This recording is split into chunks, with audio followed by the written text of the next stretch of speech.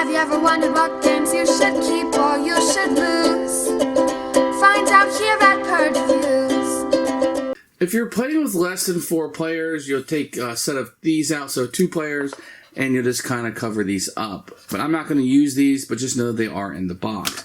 Everybody will take the houses in their color. You're going to get 3 harpoons, and you will get 3 coins, and then you're ready to start the game. There'll be 20 of these workers that are available. Now, each of the workers are available for all players, so these will be set aside. And on your turn, what you're going to do is you're going to follow here will be the player rate. You're going to put a worker out. You can either take a task or build a building. Then you can pay a coin if you want to do another task or the same one. Then the tentacles will come out. Let's go through a turn. So first thing you do is you're going to place a worker down. You can place it at any one of the 3 locations.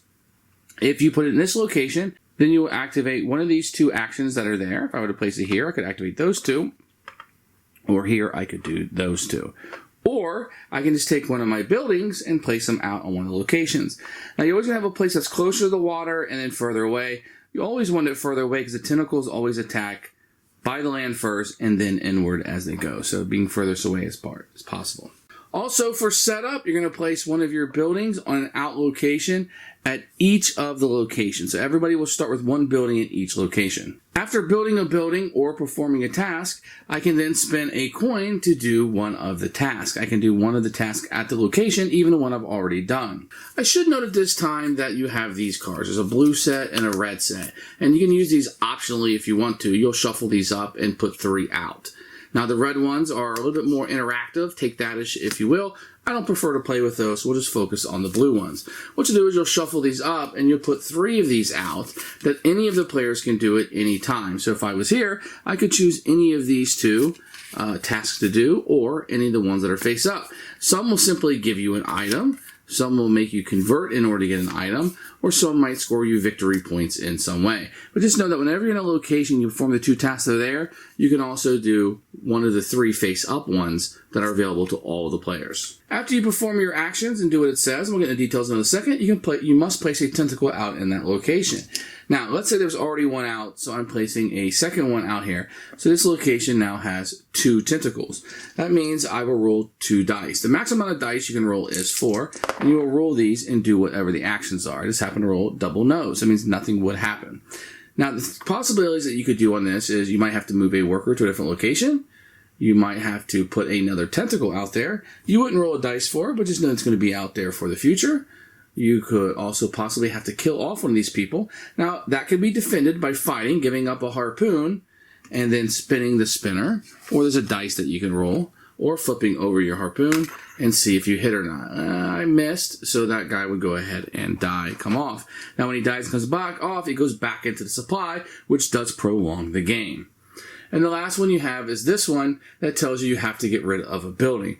Obviously, if you had a choice, you're not going to get rid of one of your own. You can get rid of somebody else's. Yes, they can always defend it by playing a harpoon and spinning the spinner to see if they're successful in keeping their building there. If not, the building would have to come off. Now, any time in the game that you kill a tentacle, you're going to gain a food, and you're also going to gain a victory point for your trouble. Let's talk about some of the actions that are on the board. This one says per person that is here. So let's say, you had 2 or 3 people that are here from the game. For every person there, you can trade in one of your food for a coin. So in this case, if I had 3 food, I could trade up to 3 for a coin. This one says for a food, coin, and stone, I get a victory point per house that's there. So let's say there I had 2 houses here, just for argument's sake. And if I gave it one of these, I could get a star for every house that's there. So I could score 2 victory points at that location. Over here, if I have 2 stone and a food, I can get a harpoon for every person that's there, or just a stone for every building that is there. This one says for every person that is here, I can try to kill a tentacle anywhere on the board. This one says I get a food for every house. So this one's going to be food, this one's going to give you stones, and this one up here is going to give you coins, and there's other actions throughout the game that will allow you to score victory points. Here's an example of one of the tasks that might be up for the communal. For every stone I give up, I get an additional victory point. At the end of the game, you're going to look at each of the 3 areas, and whoever has the most buildings there, so in this case, blue has the most, he has 2, and there aren't any more, I'm going to point for every person that's there, 1, 2, 3. So in this case, I would score 3 additional victory points. After all 20 of the people are on the board at one time and the game is over, you score up. Whoever has the most victory points is the winner of the game. I'd also like to point out one more thing about this game, which are these opportunity cards. Now, you probably want to play this your first time through the game, but on subsequent plays, you probably will. And you play with one or two of these, and these will just kind of divvy up the game. Now, here's one in particular that people think is very important. Coastal Rescue. The game can drag on a little bit if you're killing a lot of people and they're going back into supply. This says when somebody's killed, you just put them in the ocean. At the start of a turn, you can return a resident to the supply or permanently remove it from the game. Here's a sunken treasure. When building is destroyed, place 1 gold in the adjacent ocean area. When a player kills the last tentacle in the ocean area, you take all the gold. Safe to go in there.